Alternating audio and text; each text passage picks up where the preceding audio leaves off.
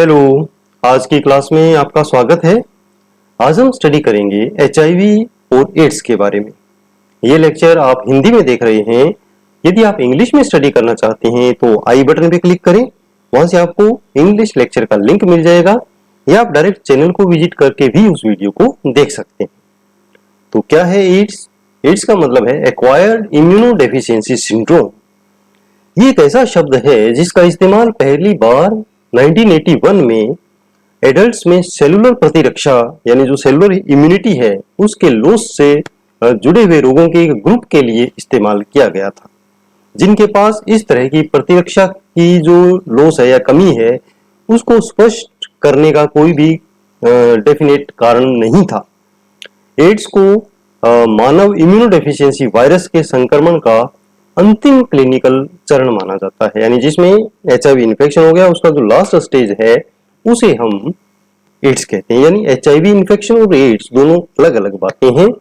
HIV infection का मतलब है कि शरीर में एचआईवी प्रवेश कर गया है, बट एड्स उसकी लास्ट स्टेज होगी जिसमें सीवियर लक्षण दिखने शुरू होंगे। ये हम अभी जो क्लिनिकल लक्षण डिस्कस करेंगे उसमें आपको क्लियर होगा।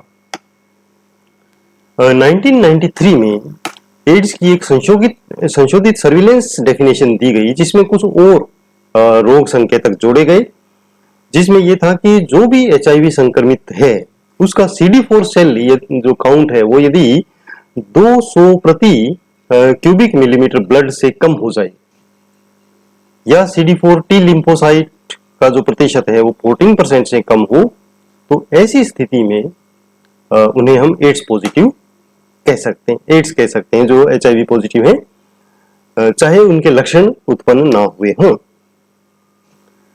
पहली बार जब वायरस की पहचान की गई थी तो इसे फ्रांसीसी वैज्ञानिकों के द्वारा लिम्फेडिनोपैथी संबंधित वायरस या LAV कहा गया था, और संयुक्त राज्य अमेरिका के रिसर्चर्स ने इसे मानव T cell lymphocyte tropic virus कहा गया था, टी सेल लिम्फोट्रोपिक वायरस या HTLV-3।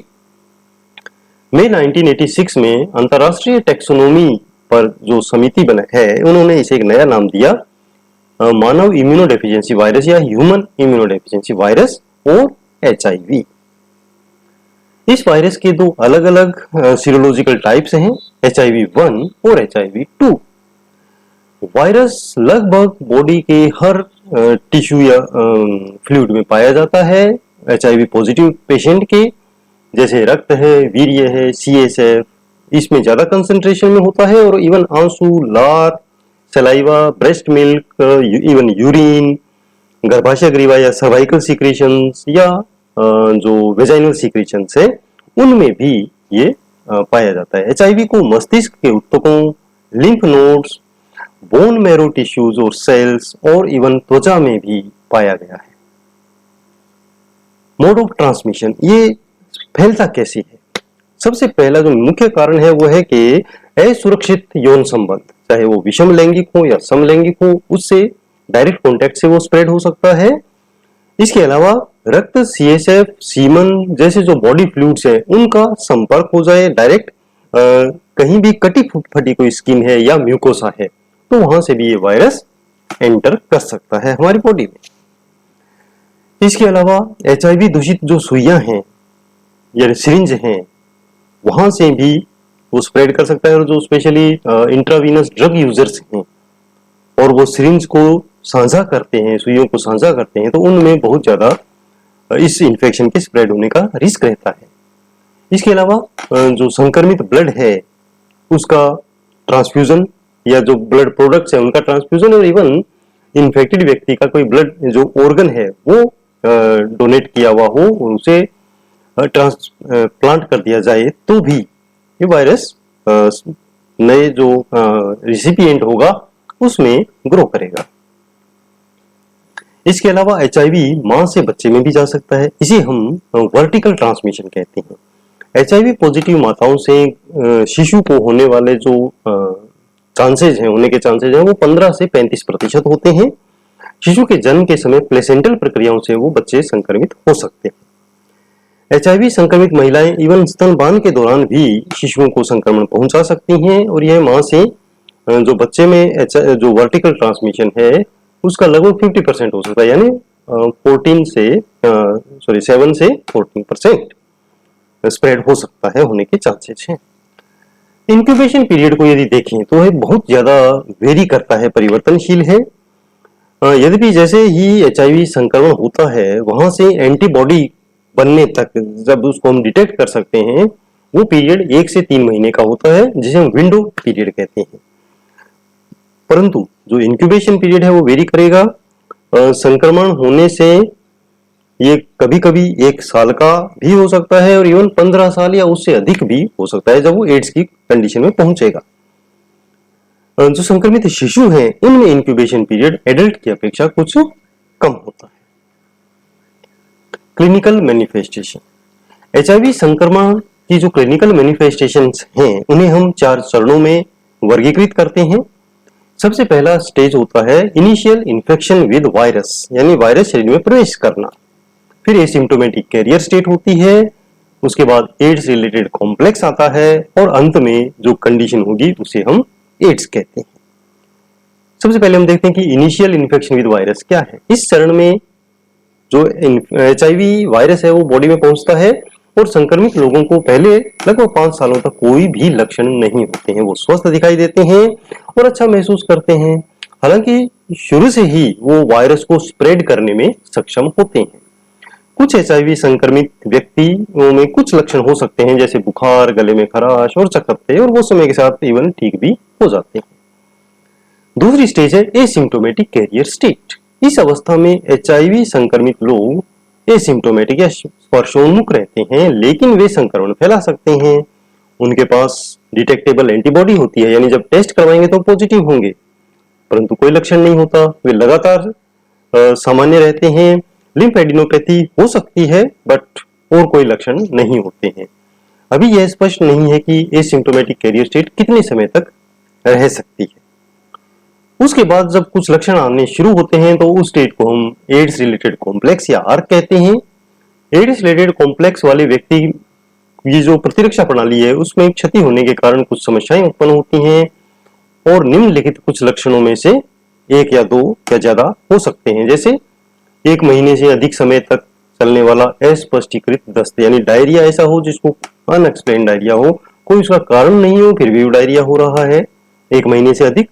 बहुत ज्यादा थकान रहती है, जनरल अस्वस्थता महसूस करता है रोगी, शरीर के वजन में 10% या उससे अधिक कमी हो सकती है, बुखार आ सकता है, रात को पसीना आ सकता है और अन्य हल्के अपॉर्चुनिस्टिक इन्फेक्शन हो सकते हैं जैसे ओरल थ्रश होना, सामान्यकृत जो लिम्फेडिनोपैथी वो हो सकती है और प्लीहा या स्प्लीन का एनलार्जमेंट हो सकता है।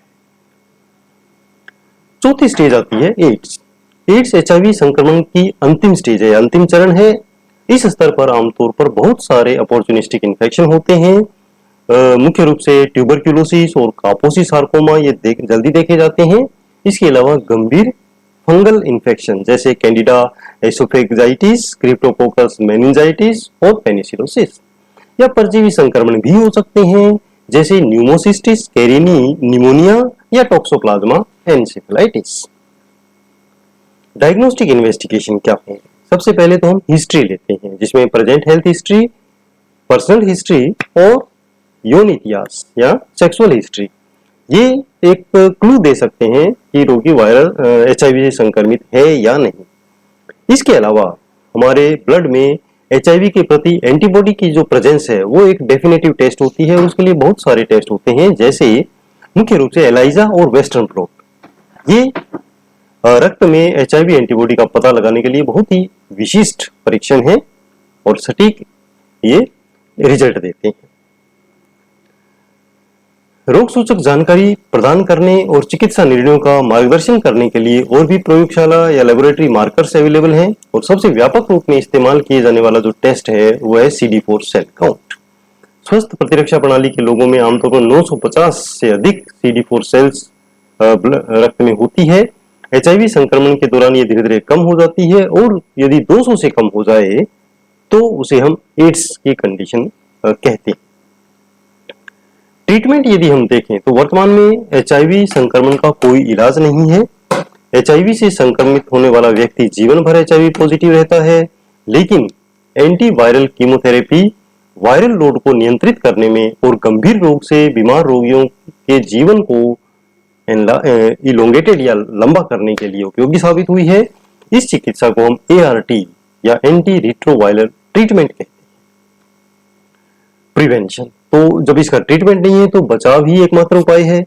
HIV एड्स को रोकने के लिए HIV संक्रमण की रोकथाम के संबंध में स्वास्थ्य शिक्षा प्रदान करना सबसे महत्वपूर्ण नीति है, क्योंकि जागरूक लोग हमेशा सुरक्षित रहते हैं।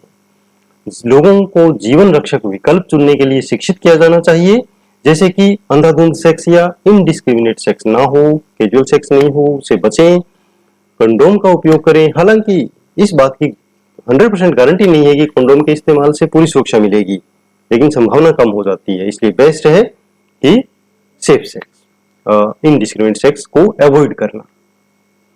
इसके अलावा सांझा रेजर या टूथब्रश के इस्तेमाल से बचना चाहिए, उसके बारे में हम स्वास्थ्य शिक्षा दे सकते हैं। जो IV ड्रिग यूजर्स हैं उन्हें सूचित किया जाना चाहिए कि सुई और सिरिंज को साझा करने से बहुत एक स्पेसिफिक रिस्क होती है HIV संक्रमण। इसके अलावा HIV संक्रमण के रोकथाम के लिए शैक्षिक सामग्री और जो हेल्थ एजुकेशन मटेरियल है उसे व्यापक रूप से उसका प्रचार प्रसार होना चाहिए और वो अवेलेबल होने चाहिए। एड्स से पीड़ित या संक्रमण के उच्च जोखिम वाली जो महिलाएं हैं उन्हें विशेष परामर्श में भाग लेना चाहिए गर्भवती होने से पहले, और एक उचित निर्णय लेना चाहिए, इन्फॉर्म्ड डिसीजन लेना चाहिए कि उन्हें गर्भवती होना है या नहीं, क्योंकि वर्टिकल ट्रांसमिशन की संभावना इसमें हमेशा रहती है।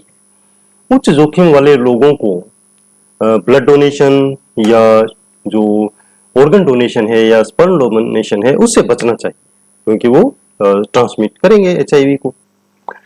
इसके अलावा ट्रांसफ्यूजन से पहले सभी जो जितने भी ब्लड डोनेट किए गए हैं उनको HIV के लिए टेस्ट करेंगे। इसके अलावा स्वैच्छिक रक्तदान को बढ़ावा देंगे। अस्पतालों और क्लिनिकों में स्टेरिलाइजेशन टेक्निक को सुनिश्चित किया जाए, और जहां तक संभव हो डिस्पोजेबल सिरिंजेस और निडल्स का उपयोग किया जाना चाहिए। बायोमेडिकल वेस्ट मैनेजमेंट के दिशा निर्देश अनुसार ही अस्पताल और क्लिनिक और लेबोरेटरी के सभी बायोमेडिकल वेस्ट का त्याग किया जाना चाहिए या उसको डिस्पोज किया जाना चाहिए। अस्पतालों में विशेष रूप से स्वास्थ्य कर्मियों के लिए सुई चुभने वाली जो इंजरी है या निडल स्टिक इंजरी है उसे इमरजेंसी रूप में उसको समझना चाहिए, और एक्सपोजर या पोस्ट एक्सपोजर का जो ट्रीटमेंट है वो दिया जाना चाहिए। उसे हम कहते हैं post exposure prophylaxis with ART। इसी प्रकार जो एंटीनेटल जांच हैं गर्भवती महिलाओं की, उनमें HIV जांच भी कंपलसरी होनी चाहिए। संक्रमण के प्रसार को नियंत्रित करने के लिए स्थानीय स्वास्थ्य प्राधिकरण को HIV पॉजिटिव के मामलों की रिपोर्टिंग करना बहुत जरूरी है। अधिकांश देशों में एड्स के केसेस की आधिकारिक रिपोर्टिंग कंपलसरी भी है। रक्त और शरीर के तरल पदार्थ से संदूषित उपकरण हैं, कंटामिनेटेड जो इंस्ट्रूमेंट्स हैं, उनका ब्लीच का उपयोग करके concurrent as well as terminal disinfection किया जाना बहुत जरूरी है। थैंक यू स्टूडेंट्स, इस वीडियो को देखने के लिए, और ऐसे ही उपयोगी वीडियो देखने के लिए आप चैनल को सब्सक्राइब कर सकते हैं, फेसबुक पेज लाइक कर सकते हैं, और अपने नोट्स बनाने के लिए mynursingstudents.blogspot.com इस ब्लॉग को विजिट कर सकते हैं। फॉलो कर सकते हैं मुझे ट्विटर पर, इंस्टाग्राम पर, और फेसबुक ग्रुप नर्सिंग नोट्स भी ज्वाइन कर सकते हैं। धन्यवाद, आपका दिन शुभ हो।